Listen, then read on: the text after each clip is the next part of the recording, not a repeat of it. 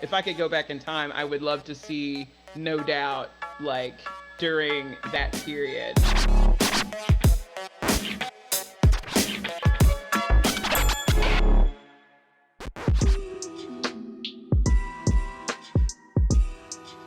Okay, well, it's very generous for you to let me have 5, because usually it's like you have to pick one. So, so I'm glad to have 5. The first one is from the CHOIRGIRL Hotel by Tori Amos. That was one of her first records that I ever heard, and I was just blown away. Yeah, I was captivated with that, and then I also got like a VHS of all of her music videos, and that's what really propelled me into like wanting to try to write songs. I think if I could if I could go back in time, I would want to go to her 2003 tour where it was her and I think Matt Chamberlain was on drums, and then I forgot who played bass. But those live performances of just the 3 of them are some of my absolute favorite. I obsessively watched those when I was younger. But just her music, that album, and then her music for me during my teen years, like helped me through some of my darkest times and thoughts and feelings, because she used her pain and her trauma and used that in her music in such a compelling, unbelievable way. There was like this alternative rock edge, but then there was also this approach musically that's very much inspired by like Led Zeppelin and like bands from the 70s, and she was just able to just like blend all of that stuff together and just create something amazing and powerful, and giving all of us that have dealt with things permission to like just, you know, be ourselves. And so her music means a lot to me. Album number 2 would have to be HOMOGENIC by Björk. I used to fall asleep to that album in high school. Like, I feel like I did that for months. I would just fall asleep to it. It's just, and I can't even remember anything specific right now to say about it, because it's been a while since I've listened to it, but it is a record that I remember how it made me feel. I felt like with her songs, the way that Björk crafts songs and like has things arranged is just completely baffling to me. It's hard to wrap my head around it sometimes, because it's just like how, and then also obviously the producers that she works with, it's kind of like, how on earth did you think of this line with this note? Like, it's so in its own world and league. It's very otherworldly, I guess, is the best way to put it. Tragic Kingdom by No Doubt. I love that record. That is like definitely one of my favorite records. Just musically, just like all of the players, the songs, just the dynamics of the record, the horn arrangements, just everything about that album is just, it's like perfect in every way to me. If I could go back in time, I would love to see No Doubt like during that period, like see it one of those shows live would be absolutely killer. But you know, in my dreams, I guess.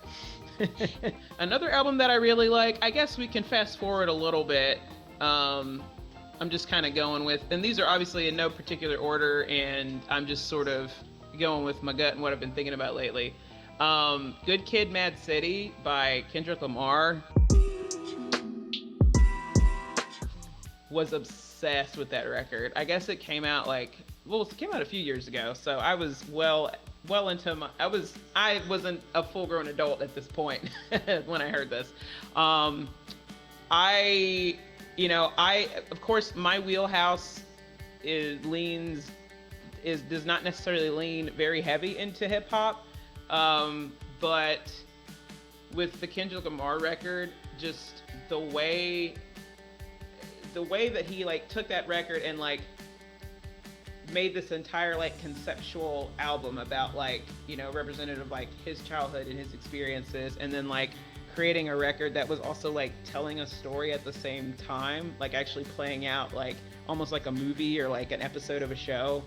And just the way that rhythmically, the way that he delivers his rap is just really like, it just really kind of blew my mind. And at the end of the day, that's the kind of art that I like, is stuff that regardless of genre is something that just blows my mind and really like speaks to me on a deep level.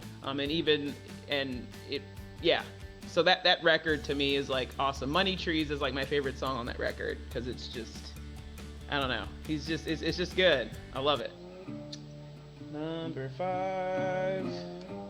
Okay, I am not gonna pronounce her last name right because I just learned about her like 3 days ago and I'm obsessed right now. Her name's Joy Oladokun, I think is how you pronounce her last name. I'm so sorry if that's wrong. If she ever listens to this, I don't know. But she's a singer-songwriter, and she's been getting like a lot of attention like in sort of like the folk Americana world. I mean, I would consider her like kind of like I guess like alternative indie folk or something like that, but she's like a black artist in this field, and I really love it, and I'm been listening to it pretty obsessively, so I'll throw that in there too. This record, the way that it turned out, it is something that I would purchase and have. And you know, with like even from the album art to the last note on the record to everything about it to me is like speaks to like my true self, thinking about myself like a teenager. I would absolutely have like bought this record and listened to it, and like that's all you can really ask for, is to create something that your younger inner self would have loved. I think that's it's a really good feeling to be able to have worked with the people that I've worked with to make this happen. So I'm happy about Wary and Strange, and I'm excited for everybody to hear it and to be able to get back out on the road and play these songs for everybody, because it's a long time coming. So hey there, thanks for watching Access TV. Subscribe, follow, like, and do all the good stuff. And make sure you leave a comment below. I don't know, just let us know what your favorite Access TV show is, or who your favorite bands are, and what artists you're into, or just say hi, man. I'd like to be told hi. We love hearing from you. That's the point, all right? Keep it coming.